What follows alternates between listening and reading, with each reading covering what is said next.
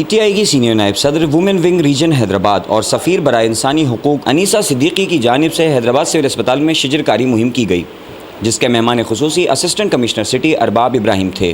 اس موقع پر سول اسپتال کے ایم ایس ڈاکٹر سید زبار شاہ اور دیگر اسٹاف اور وومن ونگ حیدرآباد ریجن کی صدر مہرونسا بلوچ، شبانہ نواب، افروز شورو، قمر سلطانہ، حیدرآباد ڈسٹرکٹ کی صدر نازش فاطمہ، صدف کیریو، سبین خان، صدف، سبین جاوید، سول سوسائٹی کی سبینہ شاہ، جنید ڈاہری، سندھیار سمرو، طاہر بدر، کاشف بجیر، جمشید ڈاہری، مختار پٹھان و دیگر نے خصوصی شرکت کر کے شجر کاری مہم میں حصہ لیا۔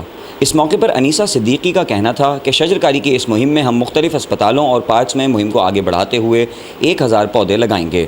انہوں نے مزید کہا کہ درخت لگائیں اور ماحول کو صاف بنائیں۔ اس موقع پر انہوں نے اپنی ٹیم کو بھی خراج تحسین پیش کیا اور ان کا ساتھ دینے پر ان کا خیر مقدم کیا۔ میں Anisa Siddiqui, Pakistan Tehreek Insaf central women wing region Hyderabad کی سینئر نائب صدر ہوں، اس کے علاوہ سفیر برائے انسانی حقوق بھی ہوں۔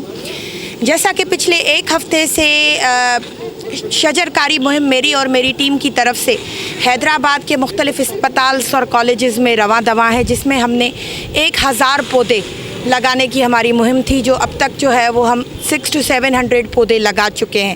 اور آج اسی مہم کا ایک پروگرام تھا سول ہاسپٹل میں، یہاں پہ او پی ڈی میں ہم نے جو ہے وہ شجر کاری مہم کی، جس کے جو ہے وہ چیف گیسٹ تھے ابراہیم ارباب صاحب، اے سی کمشنر سٹی، اور انہوں نے جو ہے وہ اس تقریب کا آغاز کیا اور اس مہم میں ہمارا ساتھ دیا۔ میں ان کی بہت مشکور ہوں، اور M S civil hospital doctor Aziz صاحب کی، جن کے تعاون کے ساتھ ہم نے اپنی پوری ریجن کی، سینٹرل وومن ونگ ریجن کی اور حیدرآباد کی ٹیم نے اور سول سوسائٹی کے لوگوں نے مل کر اس مہم میں حصہ لیا۔ السلام علیکم۔